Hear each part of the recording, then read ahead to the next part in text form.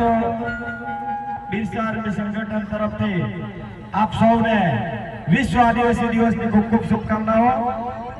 રક્ષાબંધનનો પવિત્ર તહેવાર છતાં પણ આપણો પોતીકો તહેવાર એવો વિશ્વ આદિવાસી દિવસની ઉજવણી માટે આપ સૌ ભેગા થયા એ બદલ આપનો પહેલા તો ખૂબ ખૂબ દિલથી આભાર।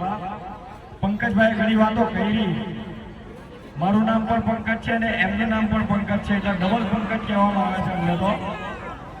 પંકજભાઈ ઘણી વાતો કરી, દરેક મોરચે આપણે લડવી જ પડશે। આઝાદીના 78 વર્ષ પછી પણ આપણે આઝાદ થઈ ગયા તો કહેતા રહીએ, પણ આપણી પરિસ્થિતિમાં કોઈ પણ પ્રકારનો બદલાવ થયો નથી। કારણ શું? કેમ આપણી પરિસ્થિતિમાં આપણે ત્યાં ત્યાં છે, કેમ બદલાવ નથી થયો? આપણામાં એકતા નથી, પહેલી વાત તો આપણામાં એકતા નથી। બીજું, આપણા લોકો શિક્ષણને મહત્વ આપવું જોઈએ એ હજી સુધી આપતા નથી। તો આપણે આપણા લોકોને પહેલા તો આપણા બાળકોને, આવનાર પેઢીને શિક્ષણથી મજબૂત કરવું પડશે।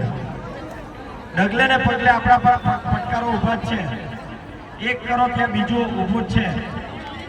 જ્યાં જુઓ ત્યાં વિસ્થાપિત થવાનો વારો આવે તો આદિવાસી સમાજને આવે।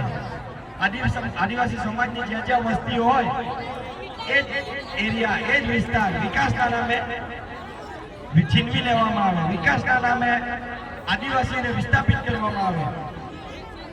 આજ દિન સુધી તો બહુ સહન કર્યું, પણ અમારો આદિવાસી સમાજ આજે ઘણો જાગૃત છે અને એક છે।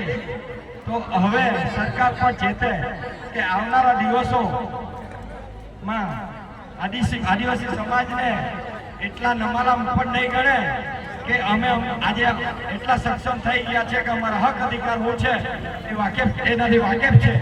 એટલે હવે પછી સરકાર પણ ચેતે અને અમારા ધારાસભ્ય શ્રી ચેતરભાઈની વાતો કરી।